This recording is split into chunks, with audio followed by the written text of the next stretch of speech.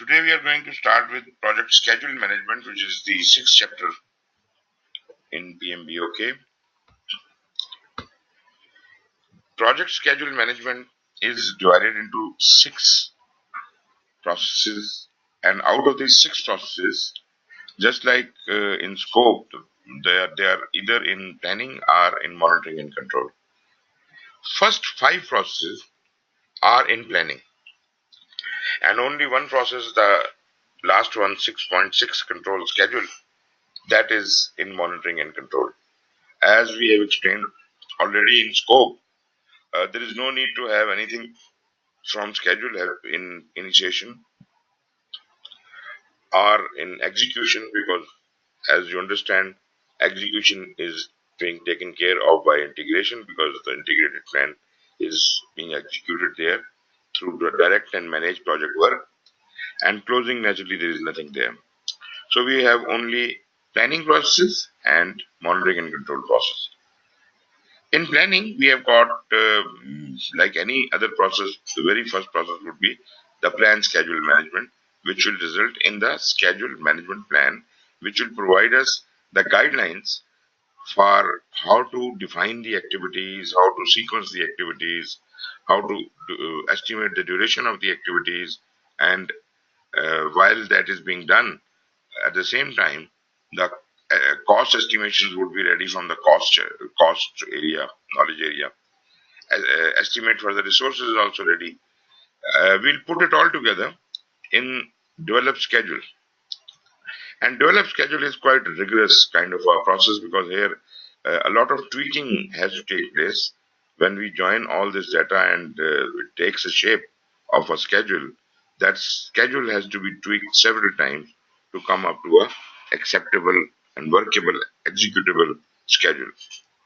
So we will finally baseline the schedule in 6.5, develop schedule, and then it will be executed through direct and managed project work of integration.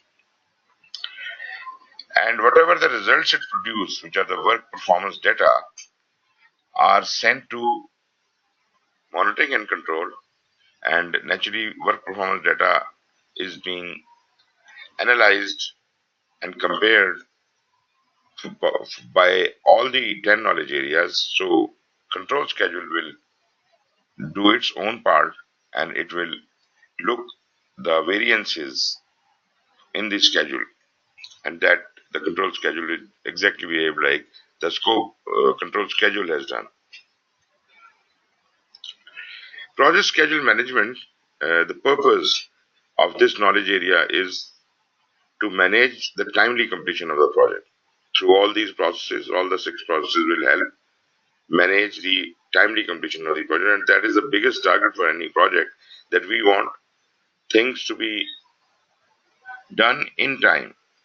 But unfortunately, this is the biggest problem, that projects never complete in time. Most of the time, we are delayed, and it is not a simple delay of a few days, or this delay, like, double the time sometimes. So if you are a few days delayed, that is not a big problem at all. But the problem is that delays could be mm, multiple mm, uh, multiple times.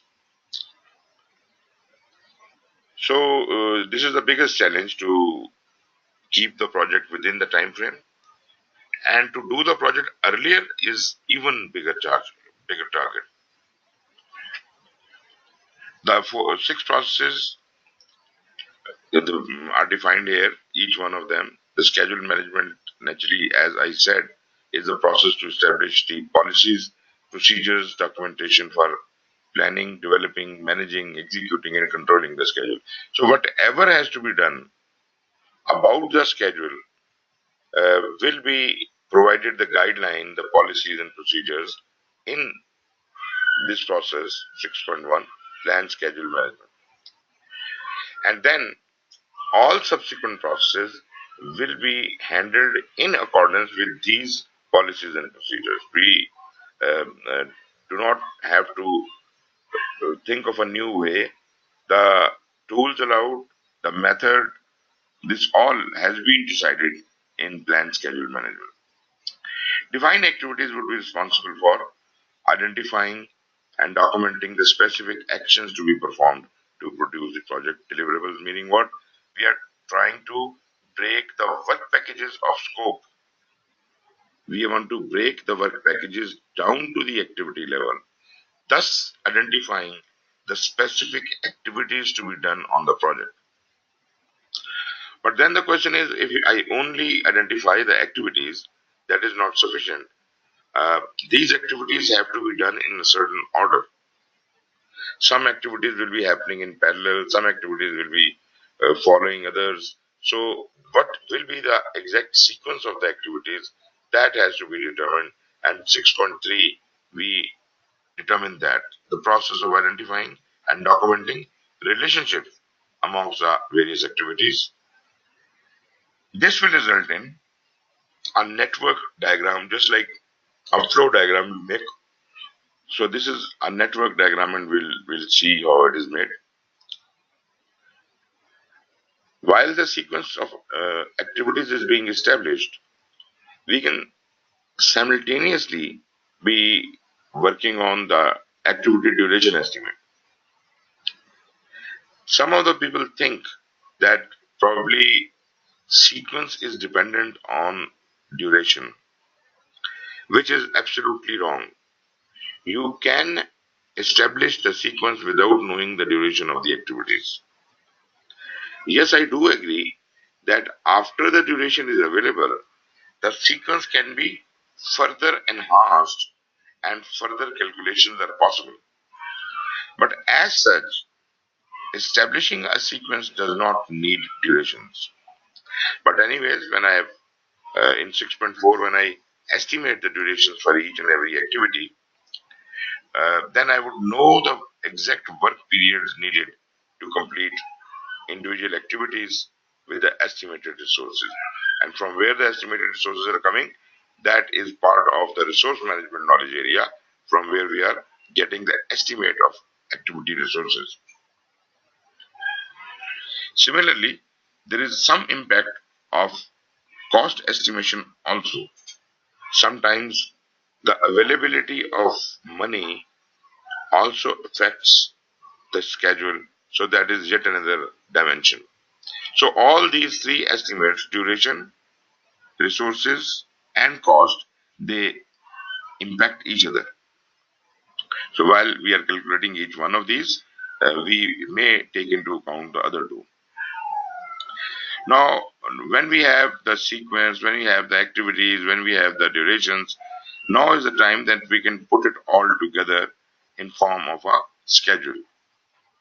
The process of analyzing activity sequences, durations, resource requirements, and schedule constraints to create a project schedule model for project execution and monitoring and control. This is the developed schedule. Now, if the schedule has been finalized, baseline,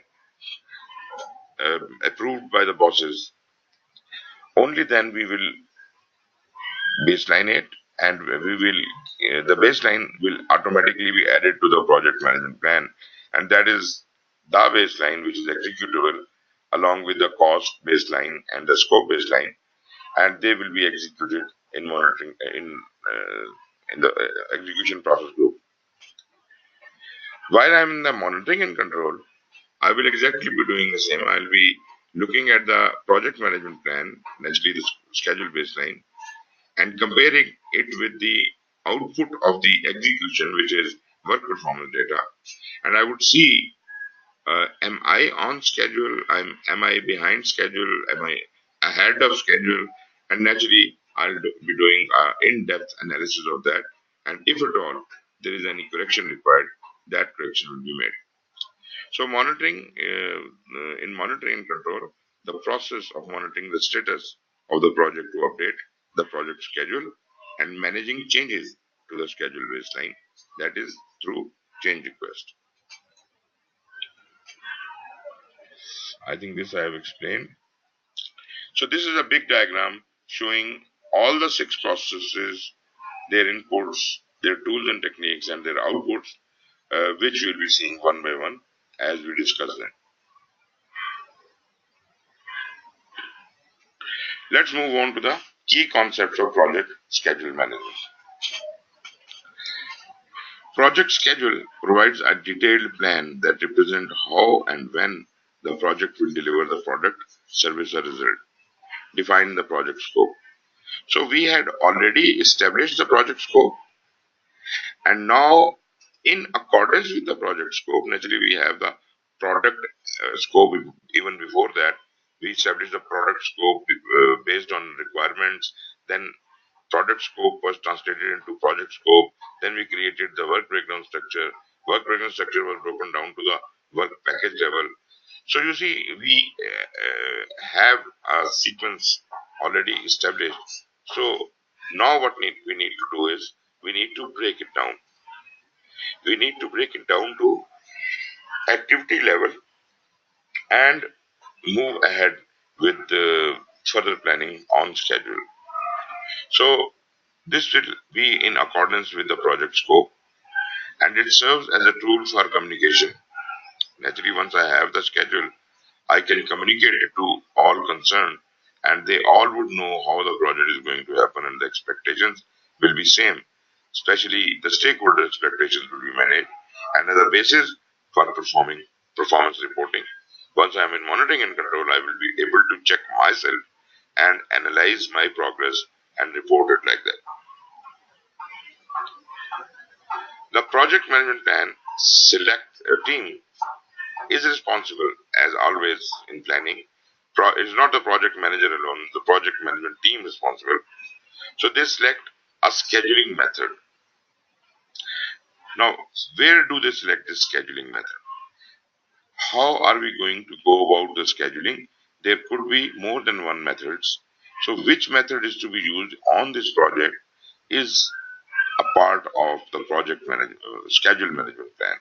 In schedule management plan, we decide which method of scheduling we are going to be using. Is it going to be critical path? It is going to be agile method or PERT or whatever. Then the project specific data that is generated out of the activities, like you see, what are the exact dates, durations, resources, dependencies, constraints.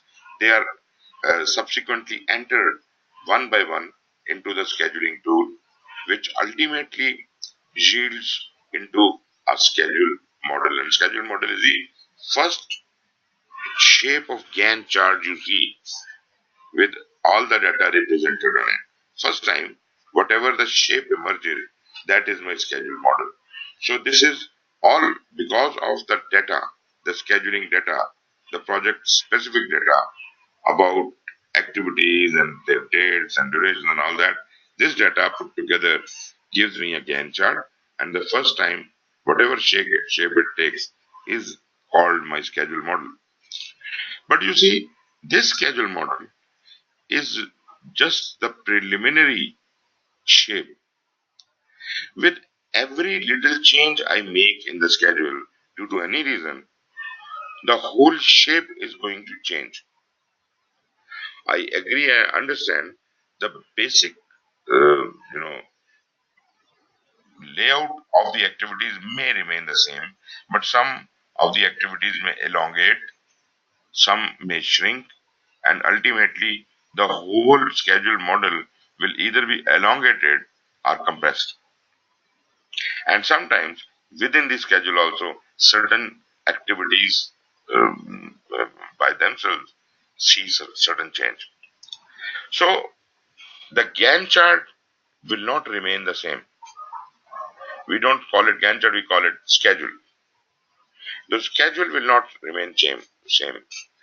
Actually, with every change, I have not yet baselined it. So whatever changes I am bringing in the schedule and in planning is just tweaking. So whatever change I am bringing in the data, that is affecting the model, and every time a new shape of model comes up. Each such shape is called a schedule instance or schedule model instance. After the first shape, every shape it takes is a separate instance. I pass through all these instances. I, um, consider a lot many things. I consider risk management. I consider compression of the activities, resource optimization, and a lot many things. And ultimately, this model keeps improving, and suddenly, and ultimately, I will get a shape of the schedule which is workable, which I can say that I do not need to do anything further. And this is, to the best of my knowledge, this is how the project can be done. This is the shape which we will get approved from the bosses, and ultimately it will be baseline. So the ultimate result is the project schedule. It provides a scheduling overview that shows how the scheduling method, scheduling tools, and outputs from the project schedule management processes interact to create a schedule model. So the Gantt chart or schedule which will be created is our schedule model, which will then go through a number of instances. This is how it works. Look at this diagram. Let me focus on the upper part. The big circle is the scheduling method. In my schedule management plan, I decide on the method I will be using for this project. And then in accordance with that method, still in schedule management plan, I also describe what all are the possible tools I can use to work on that method. So that is also predefined in schedule management plan, what the tools I'll be using. So scheduling method and tools are given in the schedule management plan, and then the guidelines to create the data. And this creation of data is the activity names, the durations of the activities, the sequence of the activities, the estimates and all that. This all is the project data, project specific data. So once this project specific data, according to the scheduling tool and the scheduling method, is joined together, it is the first time it generates a schedule model. This is the first shape, but every time any data out of these is changed, the schedule model changes. So every changed schedule model is named as a new instance. So a project before its finalization may go through a number of instances, maybe hundreds of instances. But you see, these instances are important to us. Even before the baseline, whatever shapes the schedule is taking, this is something I need to keep a tab on. As far as other knowledge areas are concerned, we were not, considering the interim shapes before the baseline to be recorded somewhere. We were just looking at the final shape to be baseline. Here what we are doing is, because anything can happen in the project, there is a lot of uncertainty. So whatever scenarios posed to us, based on each different scenario, a new schedule model instance is generated, and I keep a track of all the instances. I save them all in an archive even before the baseline. So the configuration management of the schedule model is started much before the baseline is created. Rest other baselines like scope and cost, the baselines are all dependent upon the result, and which is baseline. Cost baseline is the point from where the configuration starts. Schedule baseline is the point from where the scope configuration starts. But schedule configuration does not start from the baseline. It starts from the first time the schedule takes shape. And then all the stages it pass through, all the new shapes it takes, they all are considered instances, and maybe there are hundreds of instances. I will have to record them somewhere, and ultimately the final shape is approved and declared a baseline and will be executed. But why I am recording all the previous, shapes or instances is because I don't know what exactly going to happen with me. Any one of those instances can be useful to me in case of emergency when I'm executing the project, and I may have to revert back to any one of those old instances. So now I have the schedule baseline. Once I complete the planning, I will have the schedule baseline. I will also have the scheduling data, which is in form of maybe a database, which includes the list of all the activities and their durations and this and that. There are tabular form data or database form data. All of that data is also available with me, along with the changes, configurations, all the various instances. That is also available with me, and the shape it takes is the schedule model that is also available with me. So these are various things which are particularly of importance to me. Once that is done, uh, I also must consider another thing, and that is called schedule presentation. Each instance I come up with can be presented in front of stakeholders in a different form. It all depends upon the requirement of various stakeholders. Some stakeholders only would like to know the major phases of the project, and they are not interested in what is happening inside. Some stakeholders might be interested in the details of all the activities. Some will like to monitor the progress on daily basis. Others will like that to happen after a month. So every stakeholder has a different requirement, and they would like to see the schedule in a different shape. So I may uh, come up with a number of shapes the schedule results can take, and I can present them accordingly. So the presentation of the schedule is all dependent upon the need and expectation of various stakeholders.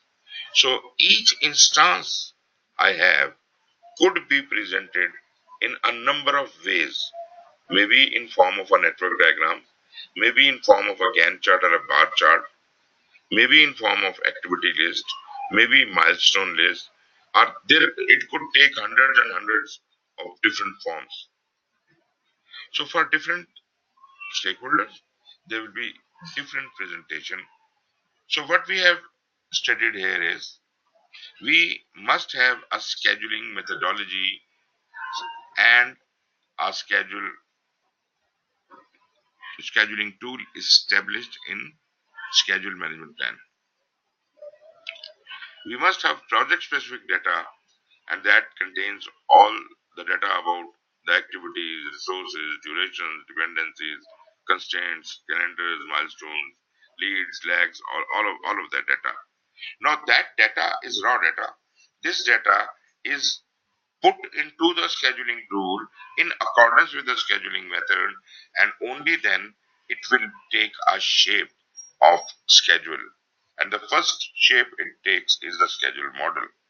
And with the change of this data, due to any reason, due to simulations, due to corrections or whatever changes I go through, this all is happening before the baseline. We will come up with a number of schedule model instances, and each one of those instances could be presented according to the needs and expectations of the stakeholders in a different form. So the various forms any instance can be presented are called project schedule presentations or project schedule model instance presentations. Am I clear so far? Yes, it's clear for me. So coming back to key concepts. For smaller projects, all these activities, the definition of activity, sequencing, estimation, and the schedule model generation, development of schedule model uh, may look tightly linked or may even be performed by a single person.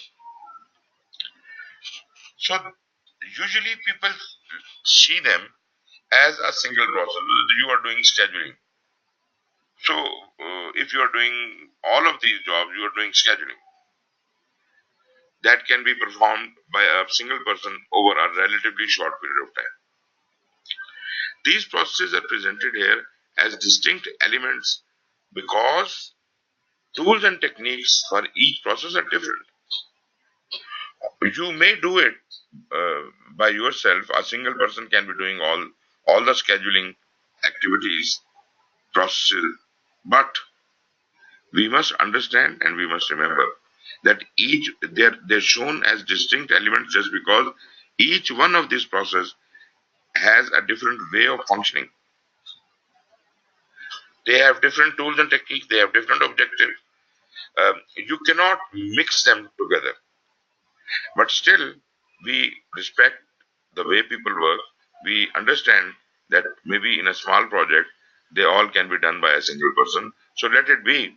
But that single person must understand that once he is defining the activities, he should be defining the activities according to the requirements of how the activities should be defined. He should be using the specific tools and techniques for that. For example, decomposition. You remember when we were developing the create WBS work breakdown structure, we used a tool called decomposing. Yes. Decomposition was used to break the WBS down to the work package level. Now, in defining activities, we will require the work packages to be further divided into activities, and again we will require the same skill of decomposition. Now, once we are, sequencing the activities, we need to have different skills. Once we are estimating the durations, uh, even different skills. So, all those skills and tools and techniques we require for each one of these, they should be employed, even if they are being done by the same person, a single person. In complex projects, they may be handled by several people. Maybe the teams are working and they are, one team is identifying the activities, another team is, getting the data from um, the first team and sequencing them, another team looking at the duration, and then all of this data is being put together into a schedule model. So, if you want to go in detail about the schedule management, there is, as I have told you earlier, there is a separate standard known as the practice standard for scheduling, which discusses the schedule model concept in a lot of detail. Here, we are not going to talk a lot about the schedule model, although the concept has been given, but the details how a schedule model is maintained, this is covered in detail in the practice standard for scheduling. Okay, coming back to the key concepts. When possible, the detailed project schedule should remain flexible throughout the project. Why? It is to adjust for the knowledge gained, increased understanding of the risk, and value added activities. Once I baseline the schedule, naturally I am supposed to act upon it as it has been baseline, but still I'll keep my mind open. I will remain flexible for changes, which could, be through the progressive elaboration. I learn new things, or maybe risks which I had considered earlier. Uh, I know more about risks now, or other value-added activities which will give me a reason for change request. So naturally, we will act upon the schedule baseline which has been created, but we know that we can always move a change request to make the project schedule more effective. Again, the discussion about the scheduling method and scheduling model and tool and all that, which we have just conducted on the diagram, this is written here. It says distinguishing the project schedule presentation. Presentation was how the schedule is presented to various stakeholders, and any model, any instance of project schedule can be presented in many ways. So this presentation is coming out of the project schedule data and calculations that produce the project schedule is practiced by referring to the scheduling tool populated with project data as the schedule model. So what is happening is that the scheduling method and scheduling tool being used to fill in the data in them, and ultimately the thing coming out is the schedule model. And the schedule model, which is a representation of the plan for executing the project activity. Every schedule model, no matter is it the very first one or it is any one of the instances, each schedule model will have a capability to do the project. All the activities are defined, including their durations, the dependency. So every model is workable. The only thing is which is the best and which is the final. So all planning information, etc., they are available, used to produce the project schedule along with other scheduling artifacts. On some projects, especially those of smaller scope, as we have already discussed, they are so tightly linked that one person can do it. So this is the same discussion. Okay. Schedule management processes and their associated tools and techniques all are documented in the schedule management plan as we have discussed already. So the scheduling um, method, scheduling tools, and other techniques and everything, the details about that all are given in the schedule management plan. And that is a subsidiary plan of the project management plan. And this identifies the schedule method, tool, set of formats, and establishes the criteria for developing and controlling the schedule. This all is the responsibility of schedule management plan. The selected scheduling method defines the framework and algorithm used in scheduling tools. So basically, the framework is provided, and based on that, we fill in the data to convert it into a schedule model, which is workable uh, for execution. Some of the better known scheduling methods could be the critical path, critical chain, or as I said, agile, and so on. Project schedule development uses the outputs from the processes like define activities, we get the activities, sequence activities, we get the sequence, estimates are from the activity resources, and similarly um, uh, we will get estimate of the resources and duration and cost, and they are mutually impacting on each other in combination with the scheduling tools as if we can produce the schedule model. The finalized and approved shape of the schedule is the baseline that actually will be used to execute and to control the schedule. Execution is not the responsibility of schedule because that is the integration responsibility. As the project activities are being performed, the majority of effort in the project time management knowledge area will occur in the control schedule. So when it is executed, we are sitting in control and we are observing what is going right and what is going wrong, and we are putting things right by change requests and so on.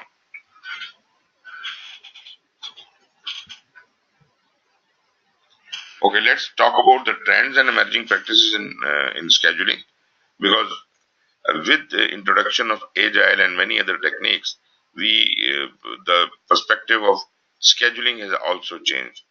With high levels of uncertainty and unpredictability in a fast-paced, highly competitive global market, where long-term scope is difficult to define, it is becoming even more important to have a contextual framework for effective adoption and tailoring of development practices to respond to the changing needs of the environment. So this is the premise. Based on this, naturally every knowledge area is considered for the latest trends. Adaptive planning, which ultimately results as a agile model, it defines a plan but acknowledges that once work starts, the priorities may change and the plan need to be to reflect this new knowledge. Meaning, we must be highly flexible. We must keep changing our plan, and especially all the impact of this flexibility is shown in schedule baseline, because this schedule baseline will be amended, and every time it is amended, it opens a Pandora box of possibilities. And again, to rebaseline it, every time I rebaseline the schedule due to some change, it goes through a number of instances again, a number of possibilities. If this happen, then this can also happen, and this will, whatever can happen, that all instances will again start forming, and I will again freeze it. I can again baseline it and then start working on it. Again, there is a change request. Again, I have to unfreeze the schedule model, and this will keep happening. Some of the emerging practices for project scheduling methods include iterative scheduling with a backlog. I think I have already given you the concept of a product backlog. This is exactly talking about that. You do your project into small iterations. You develop a main product backlog for the whole project, for whatever you understand will be done in the project. And then you take up a small assignment of, say, 1 or 2 weeks. This is one iteration. And you only plan for that iteration. How much work can be done in these 2 weeks? You pick up that task and only schedule that much. Deliver it and then move on for another 2 week task. And this is how Agile works. Or maybe you could be talking about on demand scheduling. In iterative scheduling, this is a form of rolling wave planning that we are open to change, and we are working also based on adaptive life cycles such as agile approach for product development. The requirements are documented in user stories. If you remember, the requirements in the product backlog are placed as user stories, and they are not only lying there, they have been refined from epics, and now they are in a prioritized order. So, if I'm not wrong, we can call it the refined and prioritized product backlog. And this is the whole product backlog so far what we understand. But we are not working on the product backlog as such. We will pick certain activities from the top of the list, and we will be doing that in first iteration, because so they are prioritized and refined just prior to the construction, and the product features are developed using time boxed periods of work. What is time boxing?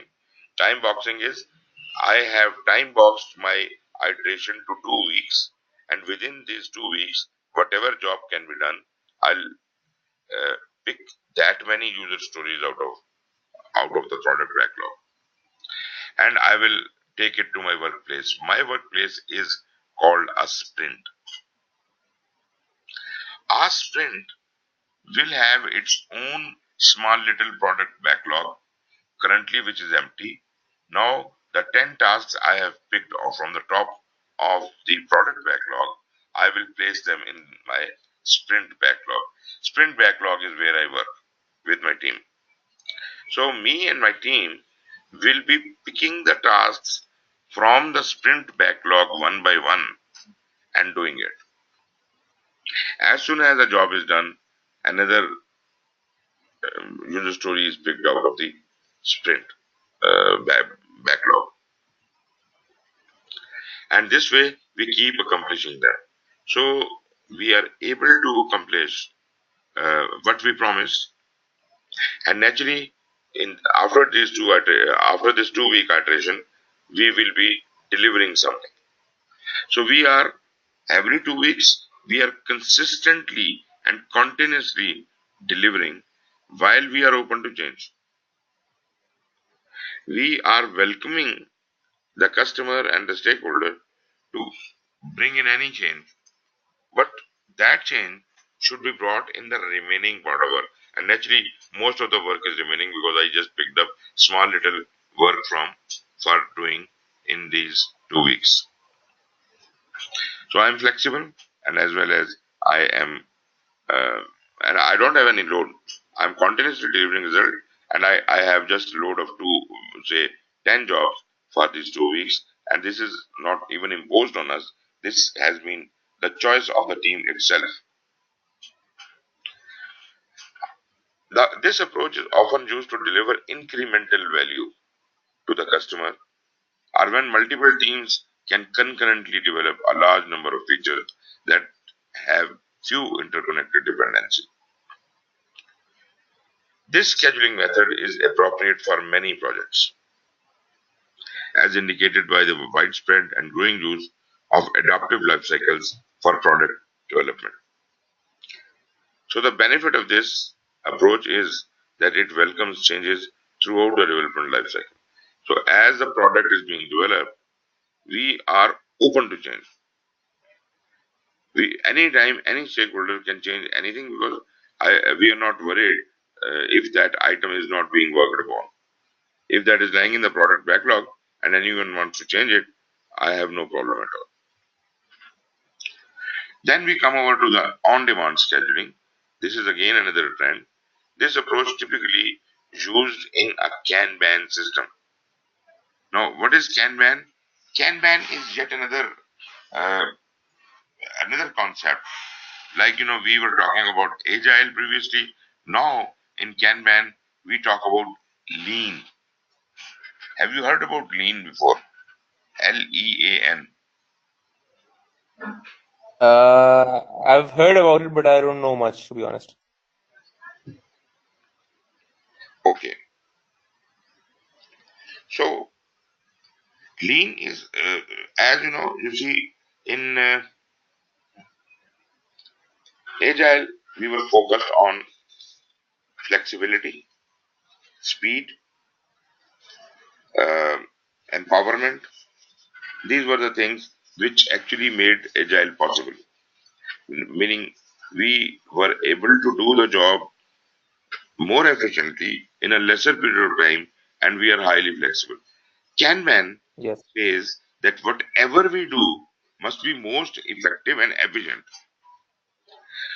and that can only be possible if there is no waste. So somehow we must reduce the waste and ensure completeness of everything. We must not get involved into wasteful activities like you open up hundreds of tasks and you are unable to complete any one of them. So there is a concept of work in progress. It says do not open up lot many tasks together. Keep the work in progress to the minimum, as many as you can handle. So there is a backlog, like just like in case of the agile iterations, there is a backlog lying there. You only pick that much task which you can handle at a time, and you keep your work in progress to say, I have picked 10 tasks initially for my iteration, but I know that at any one time I cannot um, do more than 3 tasks. So the maximum number of tasks I will pick up will not exceed 3. As soon as one out of these 3, I'm limiting the work in progress. I don't want to start all 10 of them. I will start maximum up to 3 tasks, and as soon as any one of those is completed, I pick another task from my sprint backlog. So sprint and Kanban can work together. So that makes the system even more efficient, and that makes it a lean, agile system. You could only focus on the lean part, but this can be combined together, and Kanban and agile can work together as a lean agile system. So this is based on a theory of constraints, which we will be discussing later also in the critical chain. And it says that you should not be stuck just because you have picked up a lot of job. So you only pull that much work in while you're trying to do it. You only do that much task which you can handle. So it is also called pull-based scheduling. That when I am done, I will then look back and pull another task to be done. This is very commonly used in lean manufacturing, and the concept here is to limit a team's work in progress in order to balance demand against team's delivery throughput. I know how much this team can perform or can deliver, so I will not overload the team beyond that. Or for that matter, even teams should understand that they should not overload themselves, because that way they will not be able to perform. On-demand scheduling does not rely on a schedule that was developed previously for the development of product or product increments, but rather pulls work from a backlog or intermediate queue of work like sprint backlog to be done immediately as resources become available. Just hold on a minute. I must close the window. Lot of construction work is going on. Sure.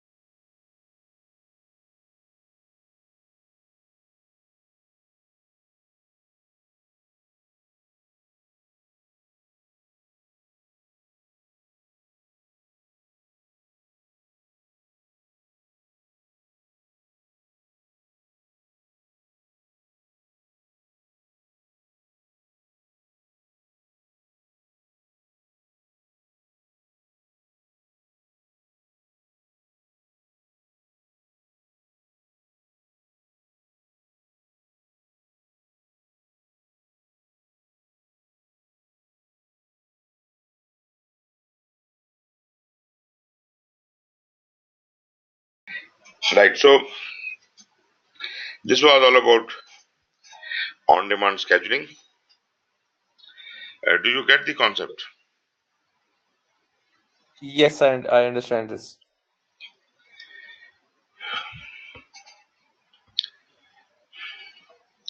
On-demand scheduling is often used for projects that evolve the product incrementally in operational or sustainment environment, and where tasks may be made relatively similar in size and scope, or can be bundled by size and scope. You see, there are limitations.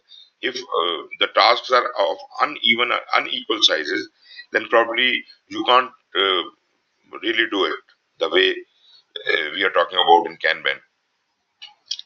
To do that, you have probably to break down your bigger tasks into almost the same size, and then try to do them on this methodology. But this is how on-demand scheduling can be done. Then are the tailoring considerations.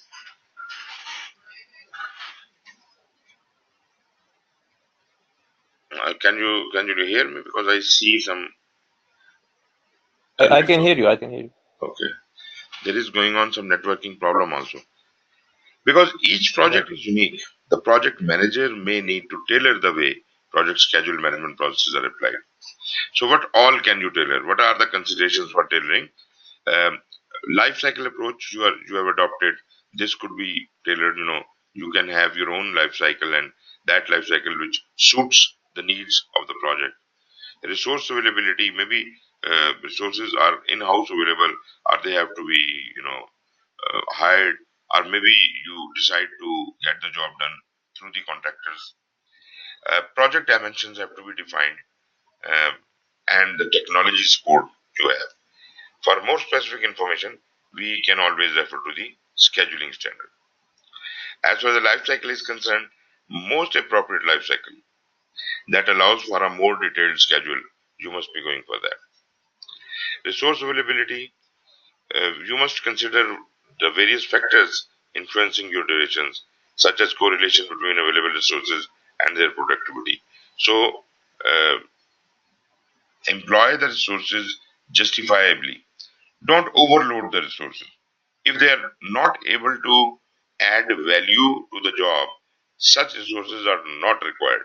So it is just not the matter of that because I've got so many resources available, so let us put all the resources on this project or this activity. This is not what the question is. Project dimensions. How will the presence of project complexity, technical uncertainty, product novelty, pace, or progress tracking impact the desired level of the control? So to do that, I need to have a good understanding of how to measure it. And earned value could be a very good way. Old people, old methods included the percentage complete. Well, if you are not using earned value, although this is strongly recommended that you should be using earned value, but if most of the organizations do not know what earned value is, and they are still following the percentage complete method, so you can use that, no problem in that. But it is always good to use earned value because that is more accurate.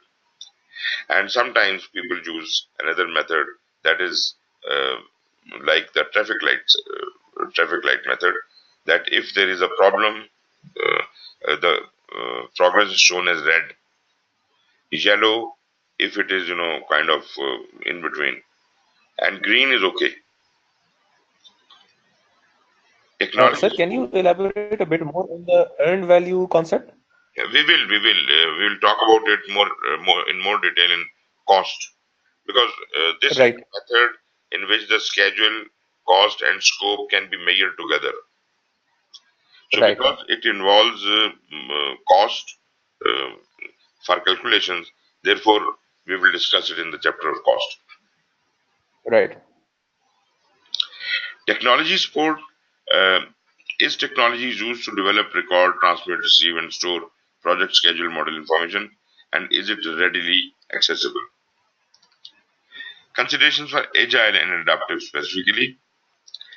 Adaptive approaches use short cycles, iterations are very small, to undertake the work, to review the results and adopt as necessary. So whatever you have to done, you have to do within those 2 weeks. These cycles provide rapid feedback on the approaches and suitability of deliverables and generally manifest as iterative scheduling and on demand.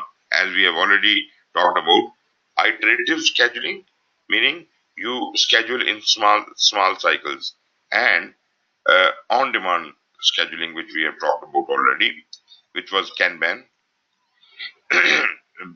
Pull based scheduling is also Kanban, and we have already discussed them. These two things. Organizations may need to combine practices from several core methods. As I was saying, you can combine the lean and agile. Kanban can be used with iterative method. So adopt a method that has already done so and adopt a few principles and practices of more traditional techniques. Role of project manager does not change based on managing projects using a predictive development lifecycle. or managing projects in adaptive environment. However, to be successful choosing adaptive approaches, the project manager will need to be familiar with the tools and techniques to understand how to apply them effectively.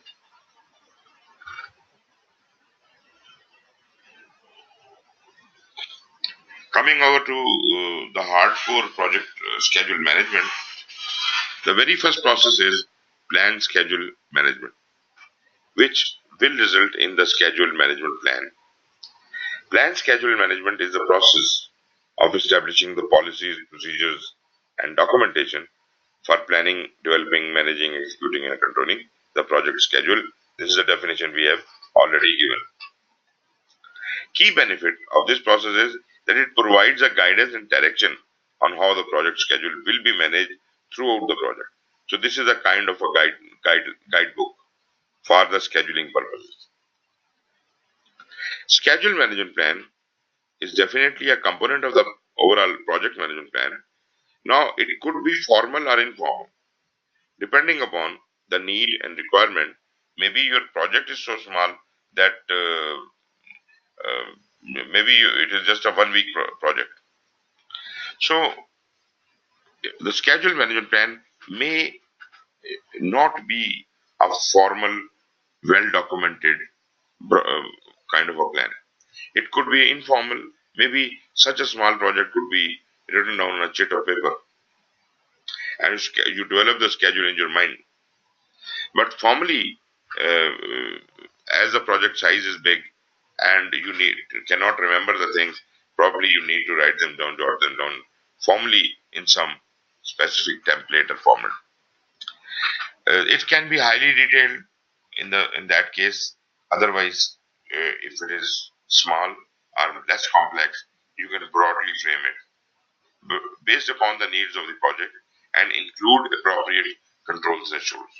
You must know what is your acceptability limit, what is your tolerance, how much delay is a delay for you, or for that matter, for the stakeholder.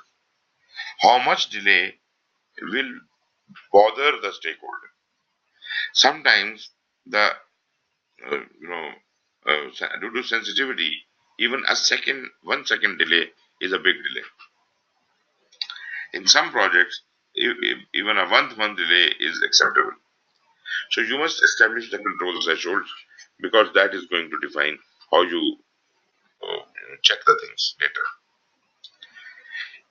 It defines how scheduled contingencies will be reported and assessed, updated to reflect a change in the way the schedule is managed. Major input to develop project management plan. So schedule management plan is rather I would say it is the most important input to the project management plan because once the schedule management plan has been adjusted, it has already taken the blunt of all other plans. All other plans will be affecting ultimately the schedule. And if schedule has been stabilized, that means all other plans have been taken care of and they all have also been stabilized. Naturally, for any management plan, I need to have project charter as an input. Project management plan will include naturally the scope management plan, which we have already developed, and the development approach. Enterprise non-factor and organizational assets are going to be the inputs. In tools and techniques, I have nothing new. We have the same expert judgment, same data analysis, same meetings. So we have all those things. And what are we going to produce is the schedule management plan.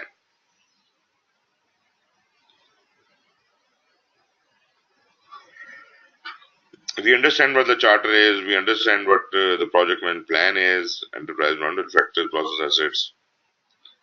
There is nothing to be explained here. We have already talked about everything. Except for this. The schedule management plan, although it's not a format, but what should be included in the schedule management plan? First of all, how the schedule model will be developed. Project schedule model development. The scheduling methodology and the scheduling tool to be used in the development of the project schedule model are specified. This is part of the schedule management plan. Important part. The scheduling methodology and scheduling tool. This is the basis on which the data will be filled in. Then, if it is agile, what is the release and iteration length? As I was saying, 2 weeks. This is the release or iteration length. This means I am doing projects in 2-week brackets or iterations. But how much can that be? Depending on the project, it could be from 2 to 4 weeks, or in some cases, some people say it can go up to 6 weeks. But for agile, 6 means a lot. So 2 to 4 weeks is a good guess. This is called the time boxed period, whatever you fix. And once you fix it as, say, 2 weeks, then it should remain 2 weeks for all the projects and for all the iterations within your organization. But again, you may change this duration for from project to project depending upon the need. But whatever you time box for one iteration should remain the same for all other iterations. Level of accuracy also must be defined in schedule management plan, and it specifies the acceptable range used in determining realistic activity duration estimates and may include an amount for contingency. How accurate can you be? What is the allowance within which is acceptable? Accuracy is considered acceptable. If I'm, say, estimating the durations in days, then probably seconds and minutes difference is acceptable. I don't care if it takes 2 more minutes or 20 more seconds or whatever.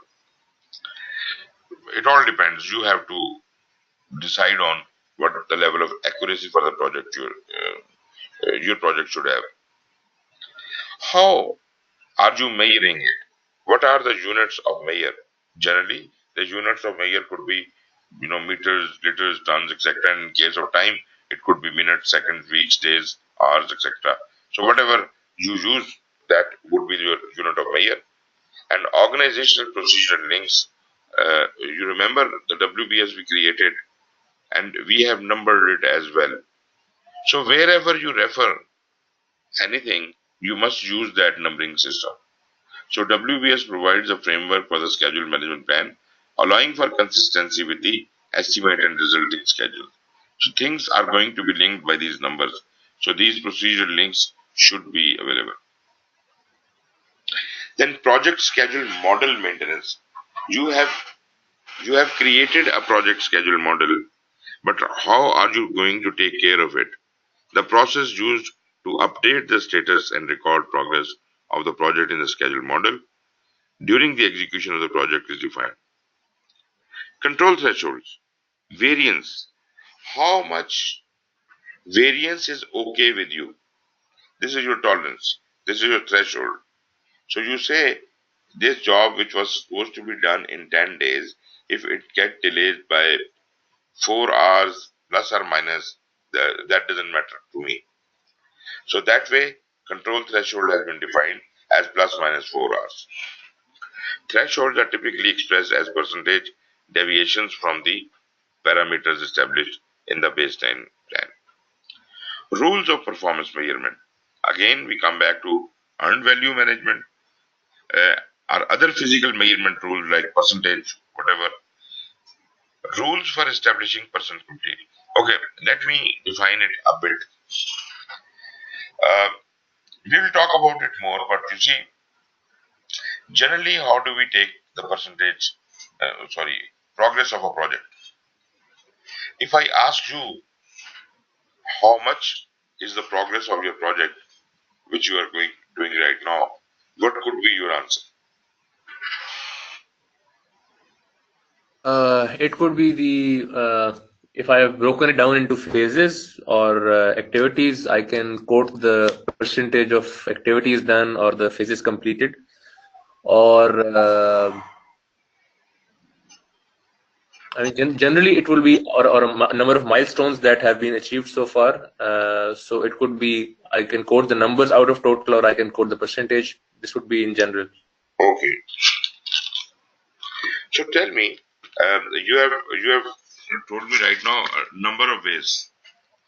Say I take any one of these because you have to represent your presentation, your progress in percentage, and percentage is one. It cannot be the percentage of work done, percentage of work supposed to be done, or total work, percentage of the total work. You can't keep telling that. When we say percent complete, that means this much percent of the project is complete. What does that mean? Does that mean this is the percentage of the total job which was supposed to be done, or it is a percentage of what was supposed to be done? So, or it is a percentage of the number of activities, or it is a percentage of the number of milestones to be achieved. So you see, percentage is not clear at all. And Right. to top it all, what is percentage? Percent mean 1 out of 100. So we are trying to create a relative scale. Just by making it 100 doesn't make it accurate. I could have a relative scale of 1 to 3. I can have a relative scale of 1 to 5. This is called a Likert scale. So a percentage is nothing more than an approximation. This is a Likert scale, but we just increase the number from 5 to 100 and we think that it is now more accurate. The physical measurements are more accurate. If you say this activity will take 10 days, 10 days is a scale. This is more accurate. But percentage is not accurate. Moreover, Right. moreover,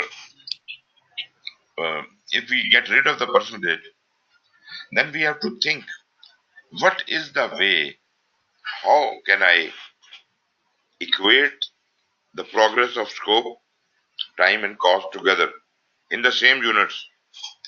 Cost is measured in money, percentage is measured in days or percentages, scope is measured again in some kind of percentage.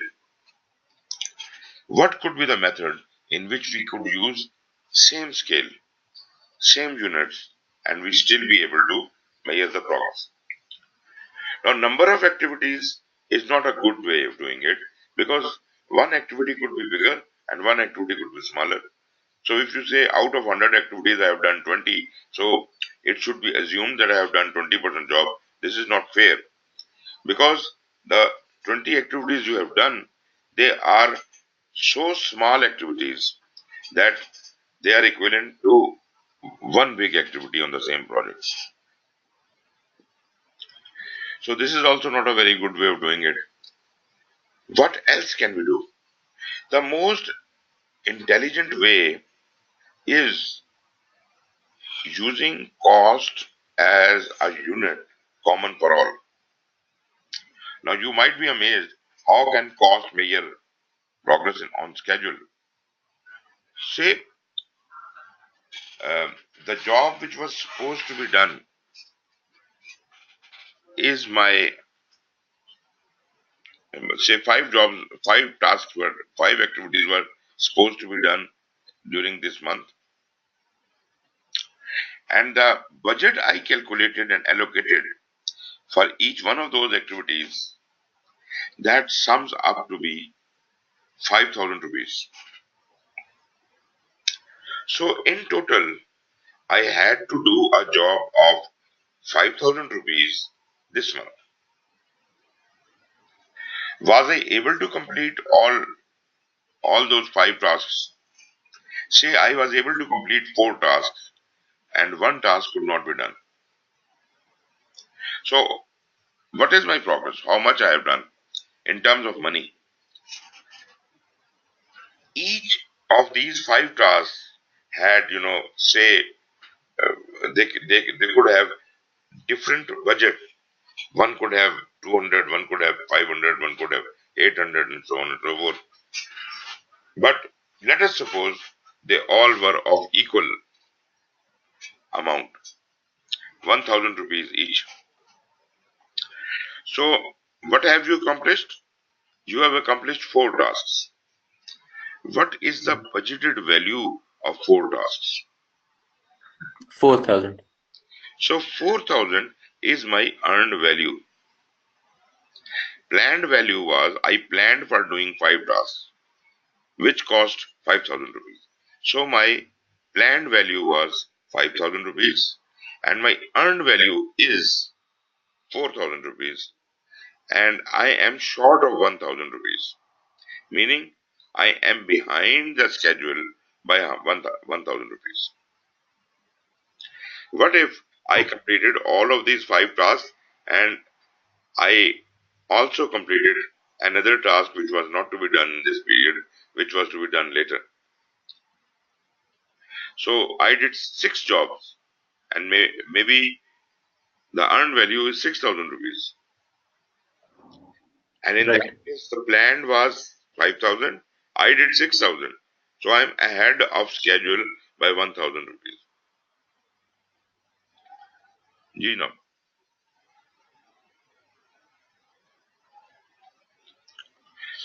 do you get this? Yes, yes, I understand. I understand. Now, there is yet another thing beside the planned value and earned value that is called actual cost. That is, how much money have you spent so far? Naturally, Okay. you have spent money on the work you have done.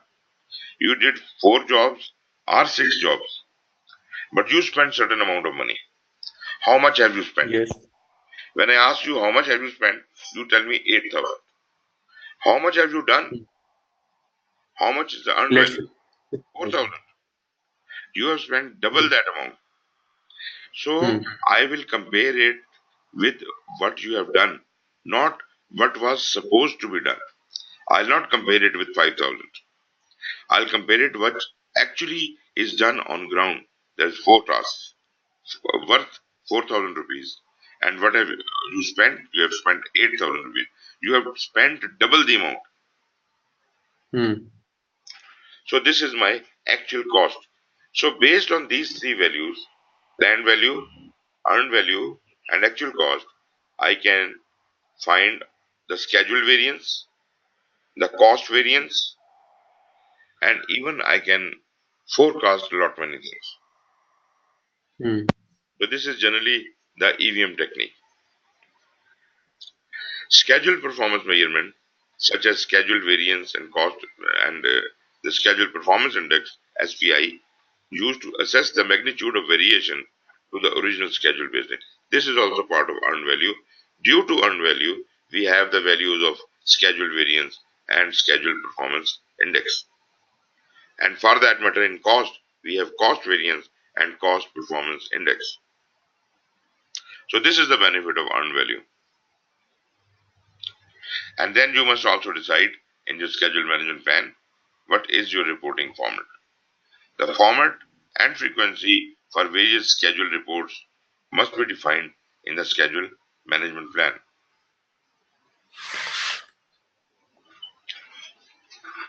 Coming over to the define activities.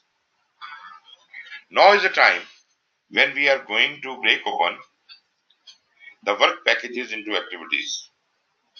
As you remember, the work packages we defined, uh, though the work package was the lowest portion of the work breakdown structure, it was the last level of work breakdown structure. But as it is called work package, it defines that a work package could be divided into a number of activities. So if the work package is to construct this wall, then probably the various jobs and activities I'll be performing in the construction of this wall will all be my activities. So when I'm trying to do something, I must go down to the activity level. Work package level is not good enough for me. So I did need to define actually exactly what activities are to be done. So this is the process of identifying and documenting the specific actions to be performed to produce the project deliverable. And the key benefit is break the work packages further into activities that provide a basis for estimation at activity level, estimation, scheduling, executing, monitoring, and controlling. So the things can be controlled down to the activity level if we can break them down to the activities. This process is performed throughout the project. Whenever and howsoever you feel that an activity is to be created or defined, you can do that.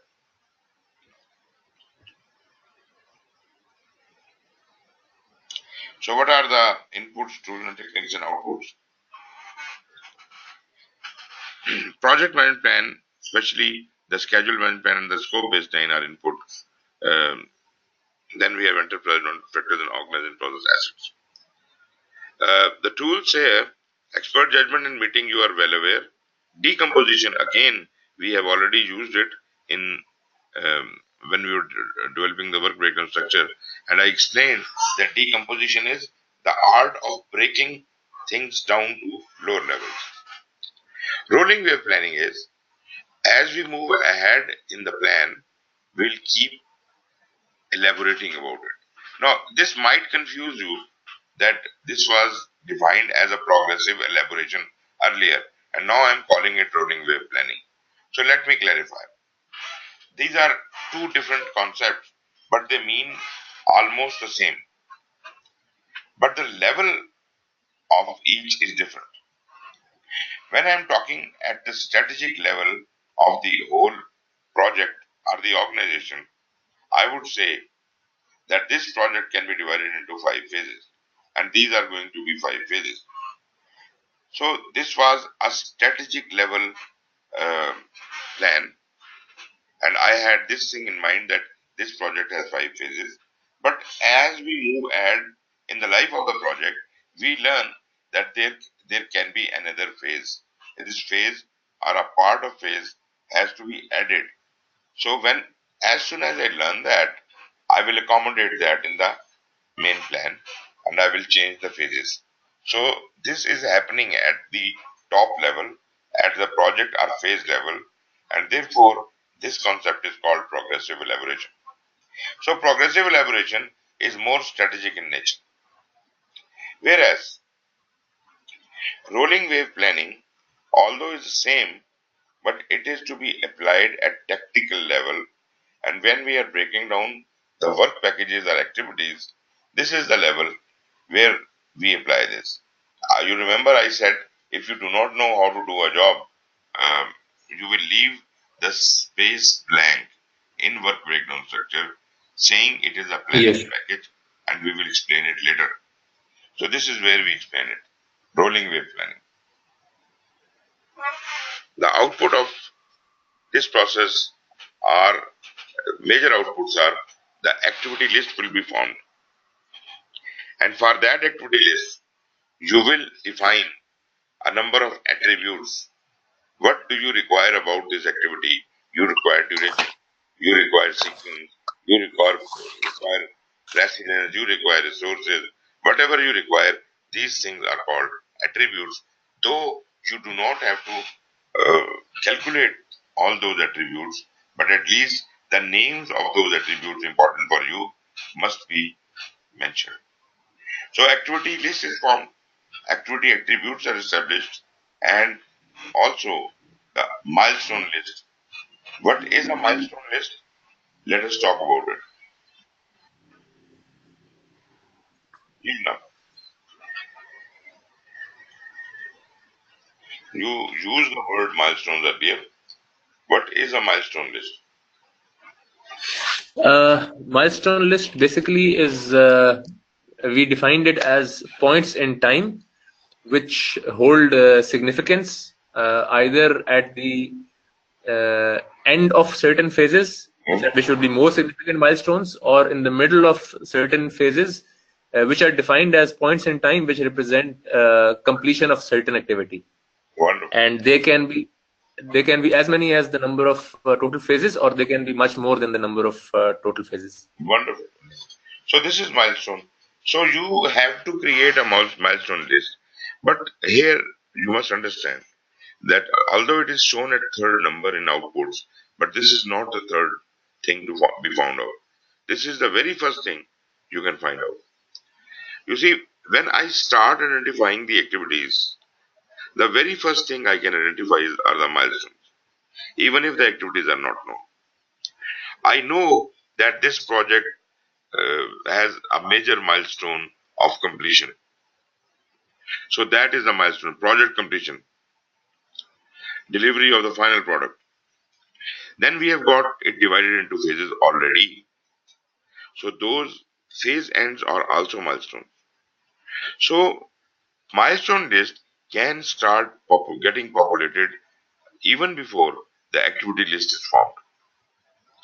Therefore, milestone list should be considered superior to the activity list, though I agree that as I define the activities, my milestone list may grow. But milestone list is formed based on the information already available. So if there is something you need to change in, why do you need to change anything? You are still in planning. Why are you moving a change request? Do you have a reason for that?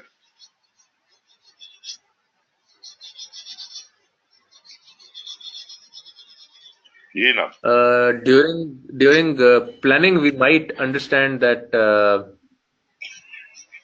you know we have certain activity which needs more which triggers a change in the overall time of the project, and which since we have to modify anything that triggers a change in the scope, time, and cost of the project, then it has to go for the change request. Fine in principle, but this is about the baseline.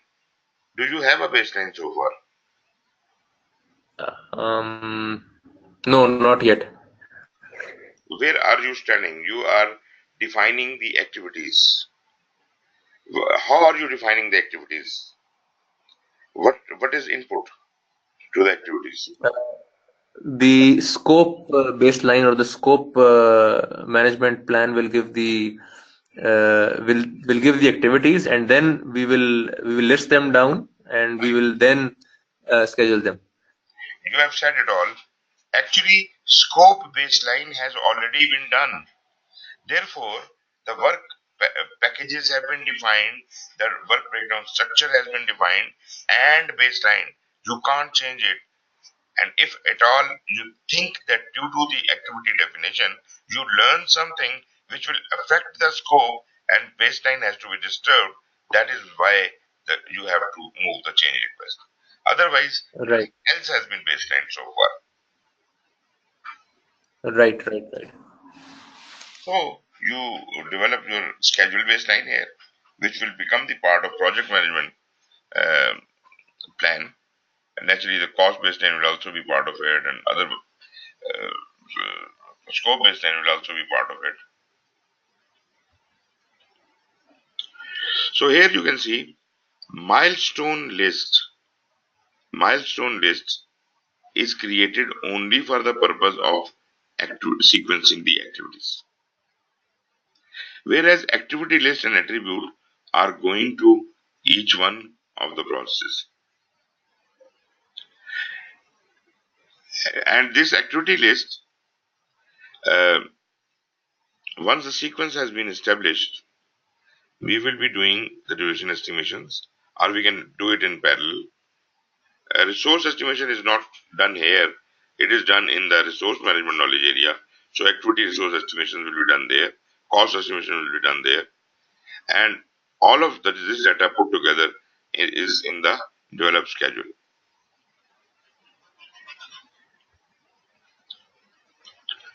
So I think we have explained everything. We know expert judgment, decomposition, rolling wave planning, as I said, is an iterative planning technique in which the work to be accomplished is in the near term is planned in detail. Things which are not visible right now, we will not be planning them. We'll planning them only as far as our visibility is concerned. So for agile approaches also, this can be applicable. Be planning one iteration at a time.